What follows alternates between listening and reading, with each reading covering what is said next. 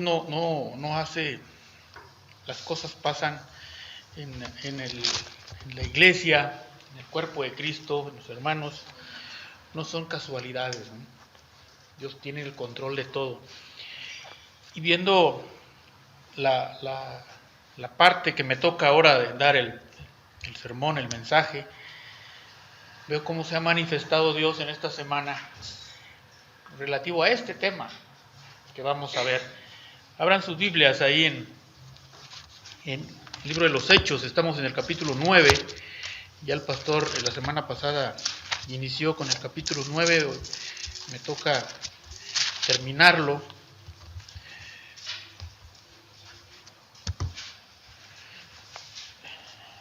Pero bueno, primero buenos días, ¿cómo están? Ya no les pregunté porque hoy en la oración tuvimos una semana muy afligida, ¿verdad? Pero una semana también donde nuestro Dios nos apapachó, donde pudimos sentir la mano del Señor, aún en estos tiempos difíciles, sentimos la presencia de nuestro Dios manifestándose a través, por conocidos, a través por nuestros hermanos, por nuestros pastores, por nuestras familias, y le damos gracias a Dios por todas estas situaciones, ¿no? Luego continuamos con los sermones basados en el libro de los Hechos, y estamos viendo ahora el capítulo 9. Ya el pastor nos había iniciado la semana pasada con la conversión de Pablo, de Saulo, este hombre muy celoso, judío, muy celoso de la doctrina, de la ley, pero le faltaba conocer lo que realmente era la verdad, ¿no? Y yo creo que Saulo estaba tan curtido de la ley que no veía más allá, ¿no? Yo creo que él oyó todas las cosas que Jesucristo había hecho. Sin embargo, él, celoso de esa doctrina, de la ley, él pensaba que estaba haciendo bien. Pensaba que estaba cumpliendo con lo que Dios había pedido de cumplir la ley, ¿no? Pero tuvo este encuentro personal con Dios, tuvo este encuentro personal con Jesucristo, y primeramente lo cegó, ¿eh?, para que posteriormente le explicaran de qué se trataba. Y dice la palabra que sus ojos fueron abiertos, ¿no?, y fue atraído a la verdad. Vamos a orar, hermanos, ayúdenme a orar, unámonos en oración, pidiendo a Dios esa alegría, ese gozo que solamente el Espíritu Santo puede dar. Ese gozo, esa paz que solamente Dios nos puede dar, y esa paz que solamente los cristianos pueden entender cuando viene de Él. Podemos tener muchas aflicciones, pero estamos en paz con Dios, y eso nos hace a llevar a poder pasar esas angustias tomados de la mano de Dios. Vamos a orar. Señor, te damos gracias porque tú nos bendices, gracias porque tú nos fortaleces, Padre, en estos tiempos de angustia, tiempo de lucha, Señor, pero sabemos que, como dice tu palabra, que todas las cosas nos ayudan a bien. Gracias por las situaciones que hemos pasado, gracias porque sabemos que tú has estado ahí y hemos podido soportar estas luchas, Señor. Ahora, Padre, te pido que bendigas nuestras mentes, nuestras almas, nuestros corazones, Señor, y podamos ver que tú no nos dejas, porque tu palabra eso lo dice, Señor. Gracias en el nombre de Cristo Jesús. Amén.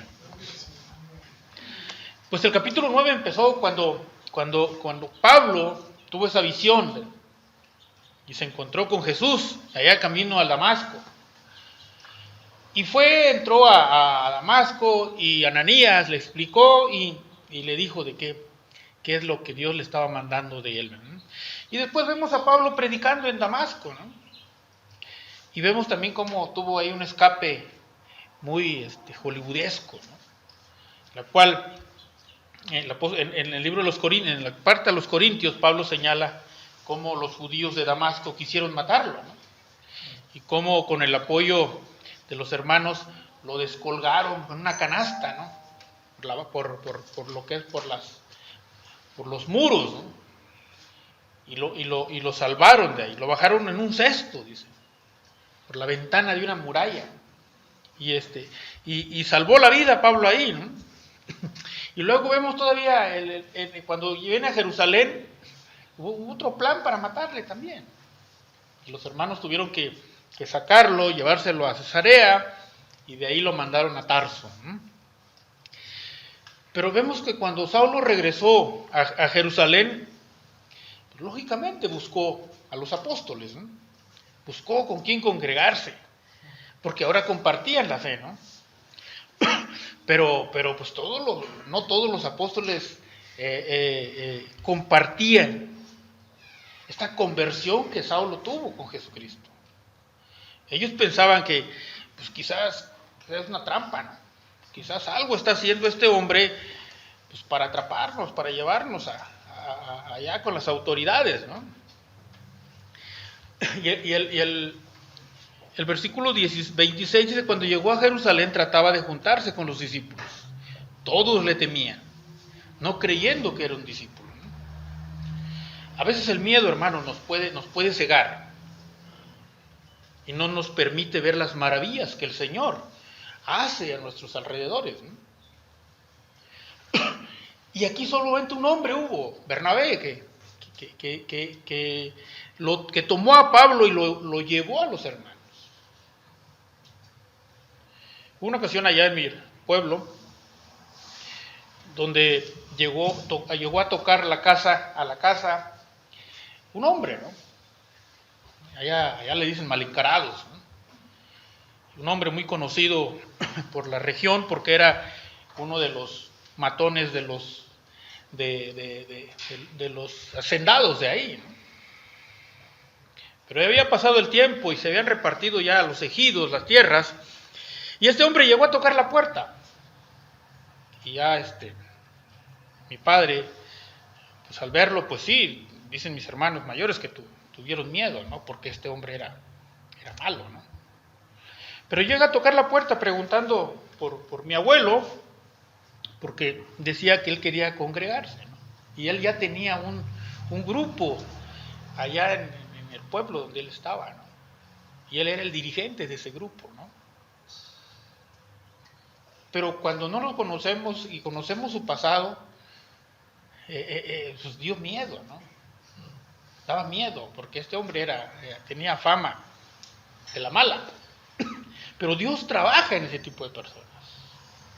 Dios trabaja, y así como a Pablo le tenían miedo aquí, solamente un hombre, Bernabé, que lo oyó y se dio cuenta de la conversión. Y lo llevó y lo presentó a los apóstoles, ¿no? El testimonio más fehaciente aquí de la conversión de Saulo no fue porque dejara de perseguir a los creyentes, sino porque empezó a predicar la fe. Empezó a predicar esa fe que él ahora tenía con Jesucristo. De nuevo vemos aquí al más temible perseguidor, ahora está en el bando de los perseguidos, ¿no? Y dice la palabra que cuando vino a Jerusalén, pues tuvo ahí conversaciones con los principales de las sinagogas, ¿no? Y a tal grado de que lo quisieron matar. Entonces los hermanos del lugar se llevaron a Saulo a Cesarea.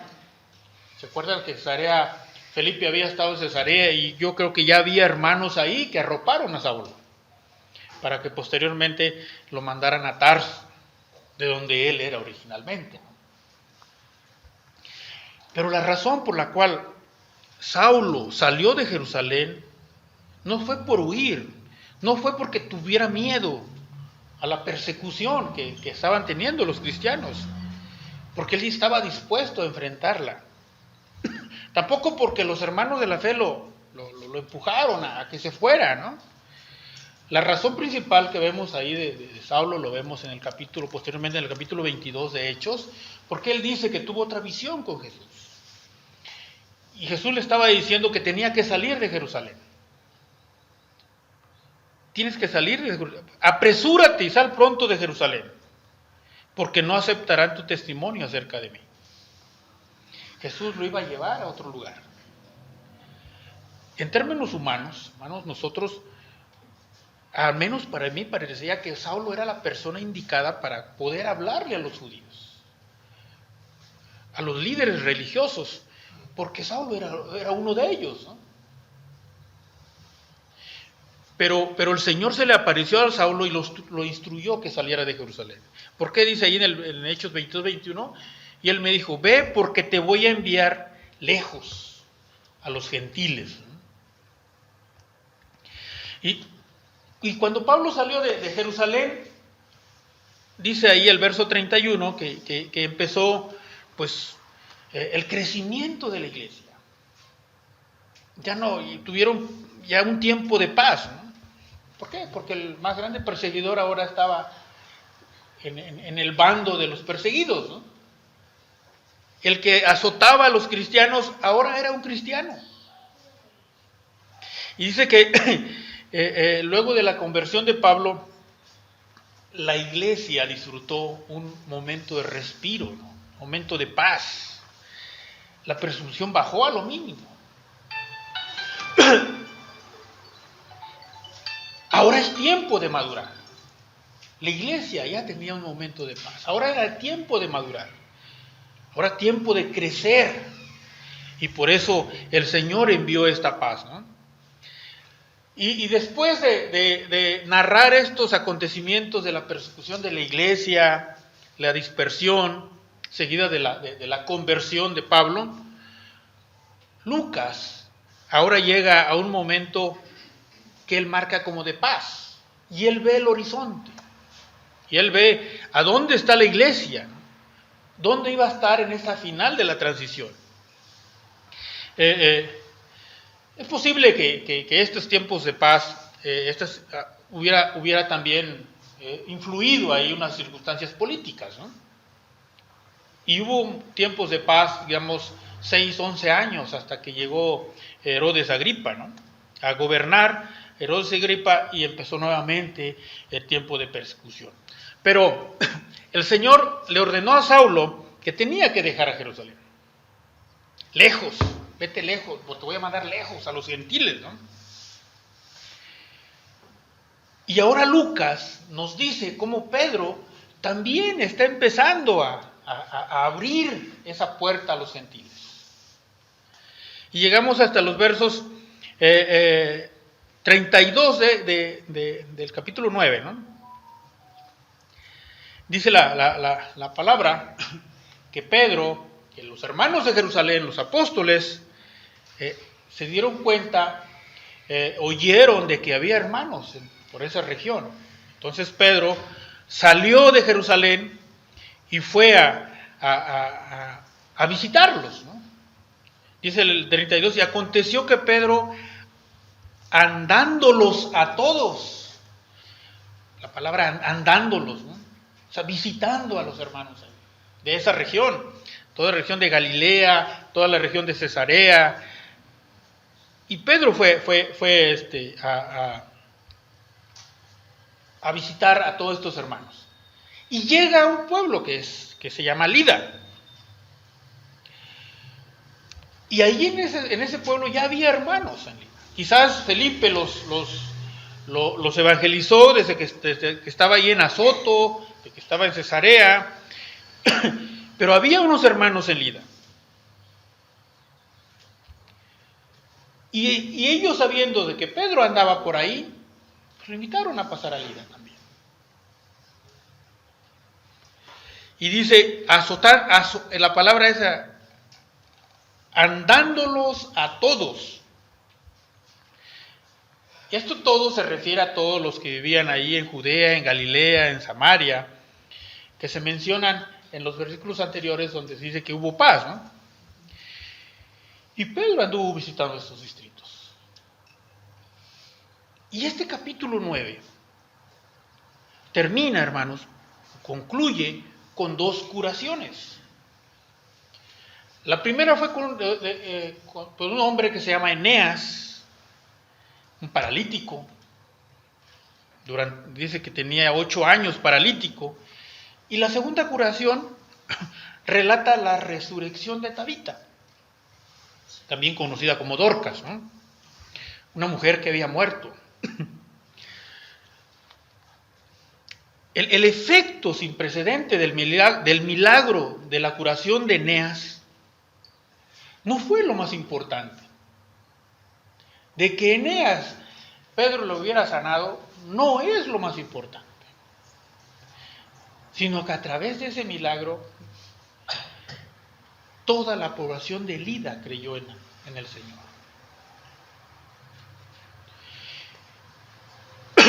Dice aquí el versículo 32, el hecho de que Eneas fue curado. ¿Se acuerdan cuando Pedro y Juan también curaron a un paralítico allá en la puerta de la Hermosa? Y ese milagro hizo que muchos se acercaran a la fe. Ahora en Lida se está repitiendo este nuevo acontecimiento, ¿no? Y la historia ocurre mientras que el apóstol Pedro llega a otras ciudades, llega a Lida, ¿no? Los geólogos dicen que está como a 25, 35, 40 kilómetros de Jerusalén, ¿no? Y Pedro dice que iba a visitar a los santos que vivían en esa región, a los santos que vivían en Lida. Aquí empiezan ya a utilizar la palabra santos a referirse a los creyentes en Jesucristo.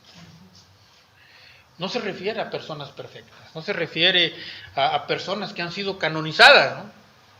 Sino que se refiere a todo aquel que ha sido lavado por la sangre de Jesucristo. De ahí que Dios nos separa para ser diferentes. De ahí que Dios nos separa para ser llamados a servir. Y vemos aquí un caso conmovedor. Pedro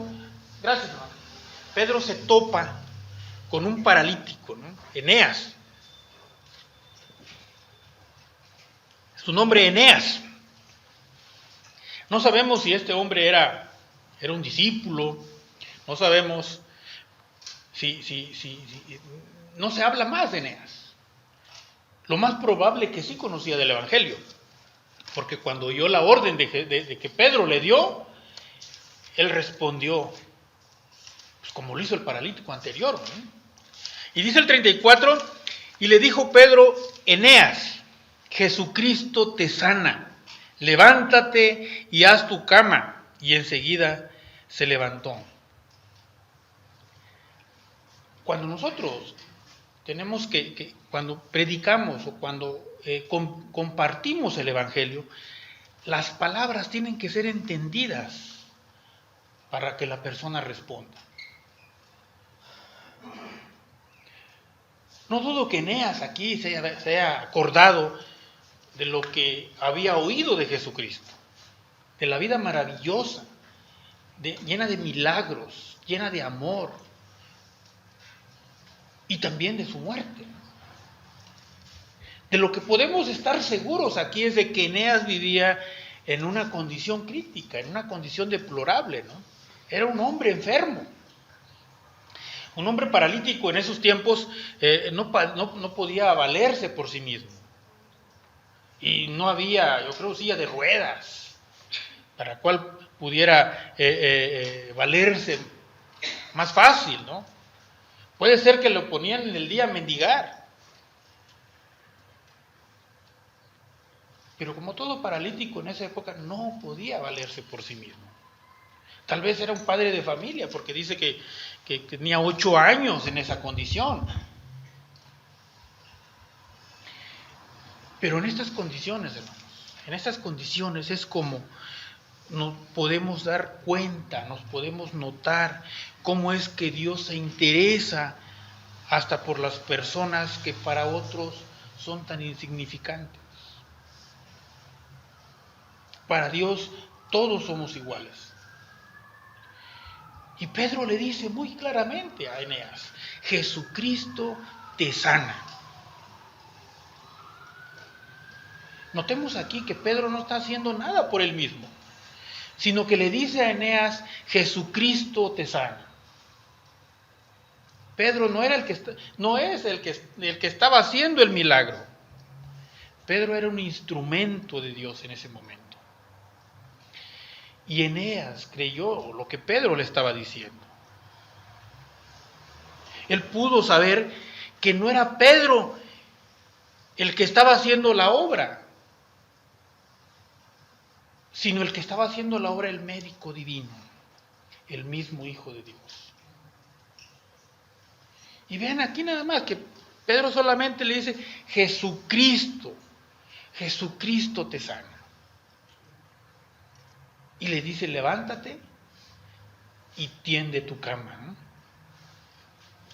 El hecho de que Dios nos cure, el hecho de que Dios obre en nuestros cuerpos, no vamos a quedarnos de ociosos, sino que tenemos que hacer uso precisamente del poder que nos ha concedido esa sanación, esa curación. Para Eneas, su lecho ya no era un lecho de dolor, sino era ya su cama de descanso. Eneas ya no iba a mendigar, sino que iba a usar sus propias manos, iba a poder ganarse el sustento él mismo. De ahí la orden que Pedro le diera para lo que hiciera con su cama, ¿no? Ya no necesitaba que le pusieran las cosas en la mano. Ahora él podía valerse de sí mismo. Y vemos aquí un acto de fe, un acto decisivo de fe por parte de Eneas, de creer que Jesucristo es el que lo estaba sanando. Y así es hoy en día, hermanos. Jesucristo es el que nos sana. Jesucristo también salva al pecador. La peor enfermedad que podamos tener, la peor enfermedad que una persona puede tener, es la enfermedad del pecado en el alma.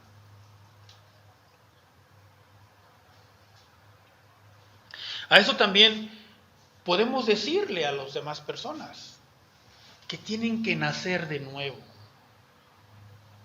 que Dios tiene que sanar esa enfermedad que tiene en el alma. Por más enfermo que esté, por más carga de pecados que tenga, Dios está dispuesto a sanarlo. El Salmo 103 dice que Él perdona todos nuestros pecados, que sana todas nuestras dolencias, que rescata del hoyo tu vida, dice, y que nos cubre de favores y de misericordias. Lo más importante para una persona es recibir el perdón de sus pecados y ser rescatado de esa muerte espiritual.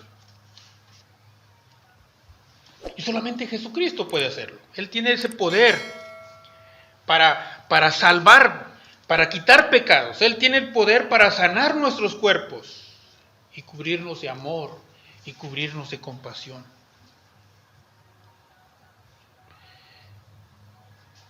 Y dice el versículo siguiente: todos los que vivían en Lida y en Sarón lo vieron y se convirtieron al Señor.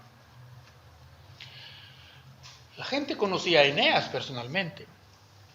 Y ese testimonio del milagro efectuado en ese pueblo corrió luego la noticia. Y eso hizo que mucha gente se convirtiera al Señor. Cada vez que Jesucristo hace un milagro, impacta a la vida de otras personas cercanas.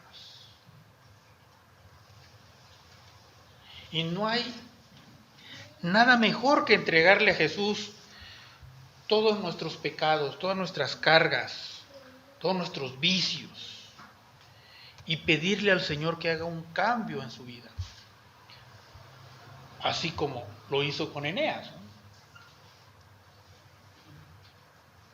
Eneas tenía una necesidad. Pedro andaba por esa región y vio la oportunidad de demostrar al Jesús que él predicaba. Y por medio de este milagro, todo el pueblo de Lida, dice, se convirtió al Señor. Y muchos en ese pueblo eran gentiles. Pedro, siendo un judío muy celoso, estaba llevando ya el mensaje a los gentiles. Y en medio de esta fiesta, por haber sanado a Eneas, en medio de estos triunfos y en medio del triunfo del evangelio, de haberse propagado en todo ese pueblo, le llegan unos mensajeros a Pedro.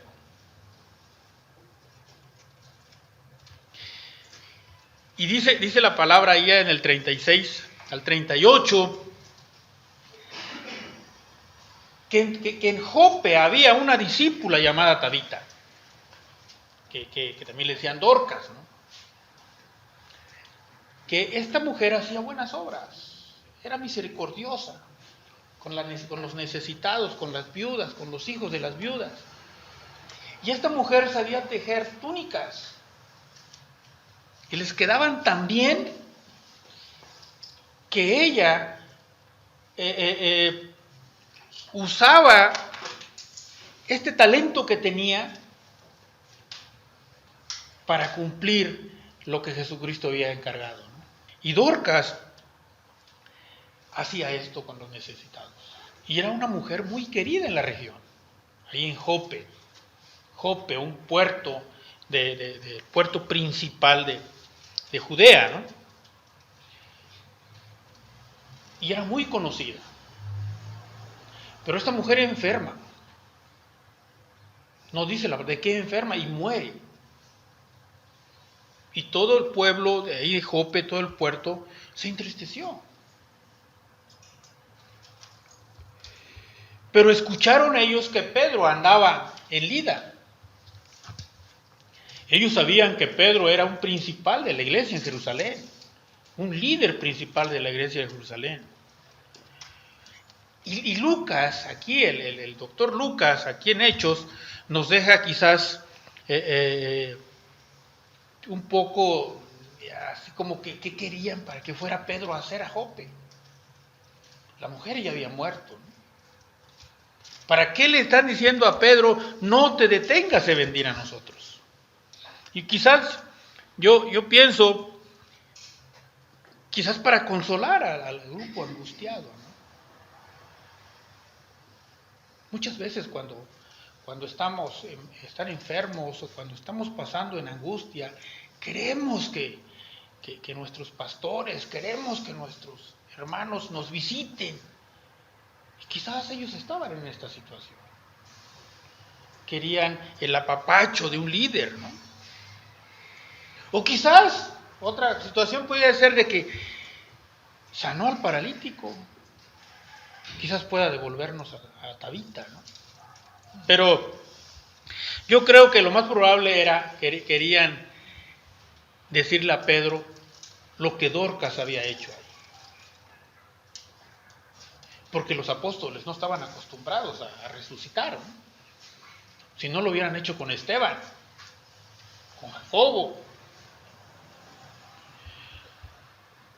Pero leemos aquí el recado que le mandan a Pedro: no te detengas en venir hasta nosotros. Sin duda que estos mensajeros les han de ver contado todo lo que Dorcas hacía, ¿no? Y vemos ahí en el versículo 39 al 43, vemos que Jope pues, tiene un clima cálido, es un puerto, y no fácilmente se van a conservar los cuerpos, ¿no? A veces mueren y al término del día lo sepultan. Porque es natural que un cuerpo que no tiene vida empiece a descomponerse, ¿no? Si Pedro quería llegar al sepelio de Tabita, tenía que ya irse, tenía que ya ponerse en camino, ¿no? Y los versos 39 al 42, Lucas aquí nos narra cuando Pedro llega a Jope, ¿no? Y ustedes imagínense cuando Pedro llega a Jope, llega al hogar donde estaba el cuerpo. Lo que vemos aquí en el pasaje, vemos el cuidado que tienen con un cuerpo sin vida, ¿no? Vemos la angustia que todos sienten.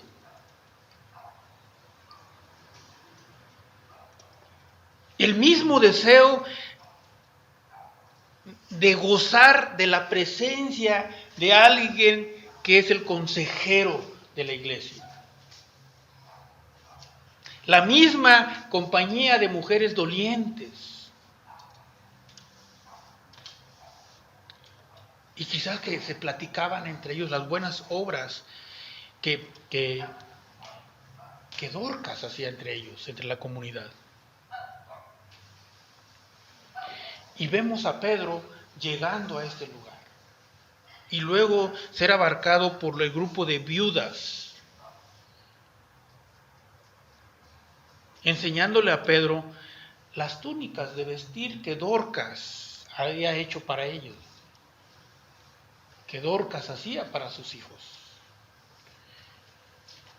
Y quizás vemos ahí a Pedro en un momento silencioso, en un momento quizás derramando lágrimas, viendo la angustia que vivían estas mujeres, estos hombres.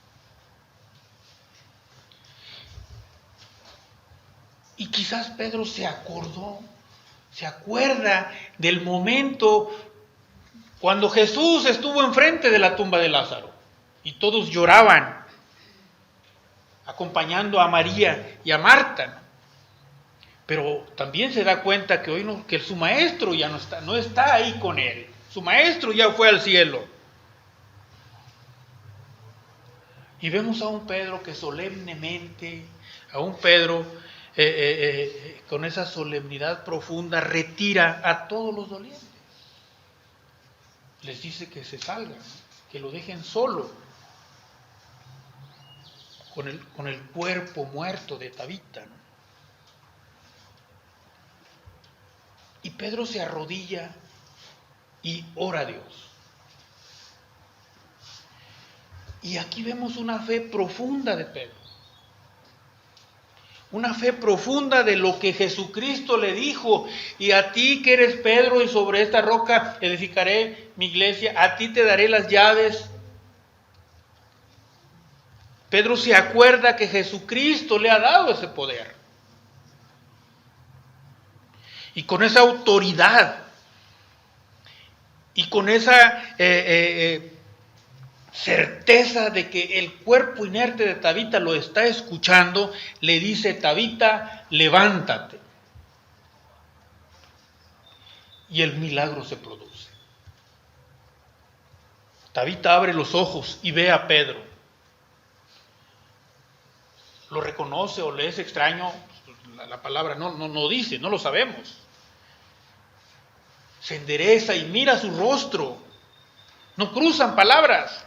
Y Pedro suavemente le da la mano, la ayuda a ponerse de pie, llama a los santos, a las viudas, y ahí en esa mortaja todavía cubierta Tabita, se los da comida, ¿no? ¿Se imaginan la escena, hermano?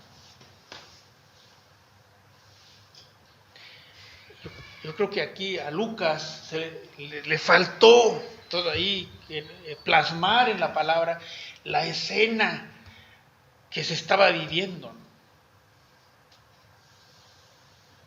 Ahora, si devolver a un santo, si devolver a Tabita a un santo, a un grupo pequeño. Qué emoción indescriptible, ¿no?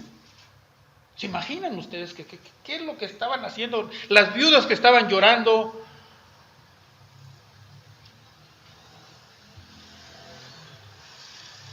¿Cómo será el día en que nosotros resucitemos junto con todos los santos?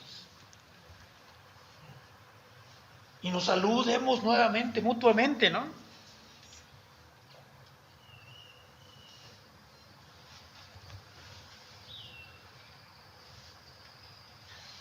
Es una maravilla. Fue una maravilla lo que pasó ahí en Jope, que dice, notorio para todo Jope. Y muchos creyeron en el Señor. Jope ya era un campo que estaba listo para la siega. Y Pedro halló trabajo ahí en ese pueblo.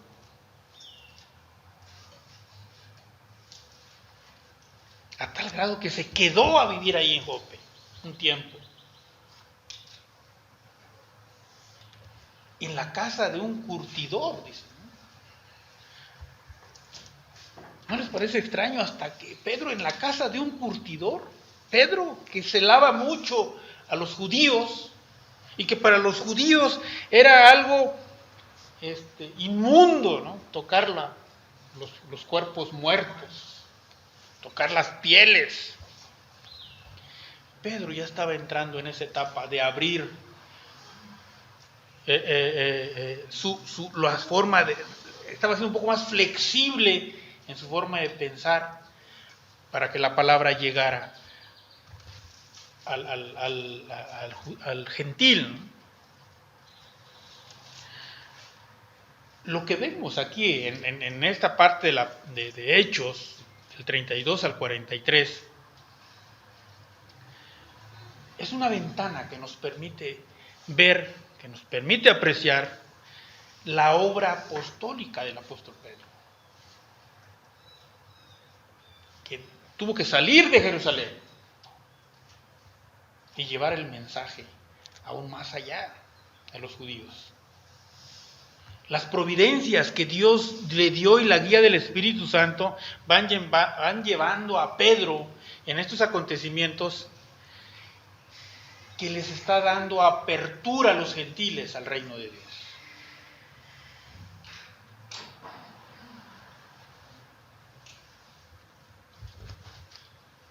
Que Pedro se quedara ahí al lado de Simón el curtidor nos habla que Pedro ya no está poniendo objeciones en este caso. Nos habla de que Pedro está viendo en los horizontes de su mente, van ensanchándose para la preparación para recibir la gran verdad, que veremos en capítulo 10 y 11, ¿no? Lo que Dios había limpiado, él no tenía por qué llamarlo inmundo. Lucas nos narra aquí cómo la obra del Señor, la palabra del Señor, se va predicando a pesar de muchas trabas.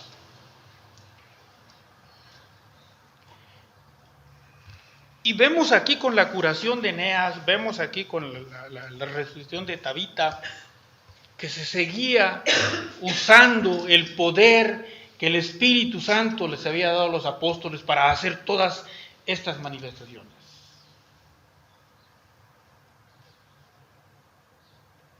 Que el predicar la palabra seriamente, que el predicar la palabra libremente, que el predicar la palabra claramente, ese es el llamado a todo cristiano, a todo santo. Y Dios nos está llamando a servirles.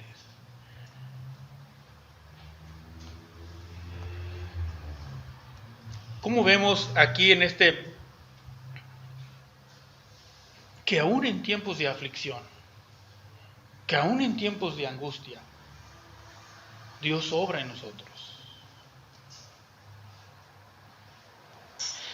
Hay algo que nos aflige a nosotros en este día?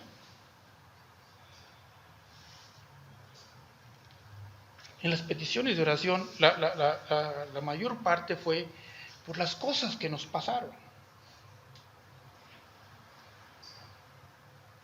Pero aún en todas las cosas que nos pasaron tenemos que darle gracias a Dios. ¿Hay algo que te angustia, que te aflige hoy en día? ¿Le has entregado realmente tu vida al Salvador del mundo?